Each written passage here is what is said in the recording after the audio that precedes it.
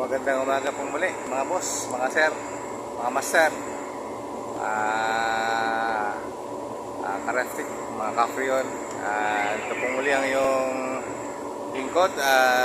Magsishare naman po ulit tayo ng mga kaunting kalaman, mga trouble na na-encounter namin dito. So isi-share namin sa inyo ano ba yung mga immediate action na ginagawa namin. So far nandito tayo ngayon sa so maliwalas ngayon, mainit. So titingnan natin yung ibang mga unit natin. Sisikin natin ano ba yung mga pwede natin ma-encounter trouble ngayon. At na dito sa mga lumang unit. So ayan, ito mga luma na po ito. So yung iba for replacement talaga. So tingnan natin ano ba yung mga problema na na-encounter natin para mabigyan ko kayo ng input or idea paano natin solusyonan yung ganitong problema. So ito, malitan ko medyo katagalan na itong compressor sa yung system at yung ating research naman ay okay naman, yung ating suction. So at ang ating oil pressure, so okay naman. So ibig sabihin wala pong masyadong problema. Ang problema lang ito po ay papakita ko sa inyo kung ano yung problema. Ayun mga boss, mga sir, sa tingin niyo po ano po yung problema natin dito? Ito ba ay flooded po ba o may problema na yung ating fins ng ating evaporator or mataas pa yung adjustment natin sa expansion valve? Ito kasi is naka-expansion valve po ito, hindi po ito naka-electronic sa pressure transmitter. So may ibig sabihin medyo manual pa po ito. At ito nagataw natin ngayong umaga. Ito po yung status ng ating makina. So ibig sabihin may problema po ito sa system natin.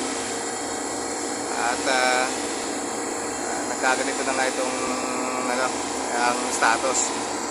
So ang isang team natin ay pumasok na doon sa loob para i-check yung kanyang evaporator. So far tayo ay nandito tayong sa ibabaw sa taas at ay hinatin na natin yung mga kasama natin sa ating baklasan para mag-check din sa evaporator para mabilis yung natin yung ating action at saka paano natin susolusyonan kagad para hindi masira o pumatok yung ating compressor. So sa inyo mga boss, sa tingin nyo kaya ano kayang problema nito?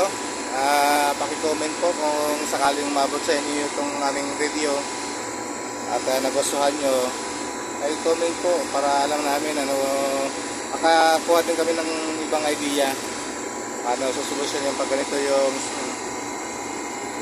status ng ating makina. Hindi naman namin kayo babash. Huwag po kayo mag-alala mga sir. So hingi lang po kami ng kaunting idea para malay nyo matuto din kami sa inyo. So sharing lang tayo ng ideas. So huwag tayong mag-bash, huwag tayong mag-down ng ating mga kasama. Importante na mag-share tayo at tayo natututo din yung ating ibang mga nanonood para pantay-pantay lang tayo. Wala naman tayong tayo kailangan magpataasan ng EA dito. So yun lang mga boss. So may lang kami ng konting opinion ano yung pwede namin ipapakita din namin sa inyo ano yung immediate action na gagawin namin para ma-address kagad para hindi tumatok yung ating makina. So mas malaki kasi yung problema pag may damage sa yung ating compressor. So magkano ngayon ang halaga ng compressor? So itong mga ganitong klaseng compressor, mga 15 horsepower po ito, siguro nagkakalaga ito ng mga 250,000 bawat isa. So sa ngayong price, so medyo masakit sa bulsa to pag kumatok. So kailangan agapan po natin kagad kung ano yung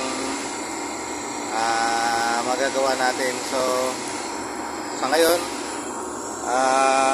may findings sa yung ating mga kasama doon sa loob. So yun nga, may problema yung ating evaporator at na nalusaw na yung kanyang fins. So ibig sabihin nag-block na yung yellow din doon sa ating evaporator dahil sa nalusaw na ngayon fins, dahil sa nandun sa ilalim nito yung mga pang-marinate ng ating kliyente. So doon na ilagay. Siguro sa tagal lang nahigop na yung mga powder at unti-unti nalusaw yung ating fins. So ibig sabihin parang skeleton ng nakikita doon sa ating evaporator, yung mga copper tube na lang. So yun yung isang cause ng natin ang problema natin. So far nakarampa siya. So lagay natin sa manual defrost. Manual muna natin para magawa kagad natin ng solusyon, para ma-address kagad natin ito na hindi saka natin i-declog yung evaporator. So yun mga master, tapos yung kagad yung ating immediate action, defrost kagad. Huwag na natin patagalin para hindi tayo masiraan.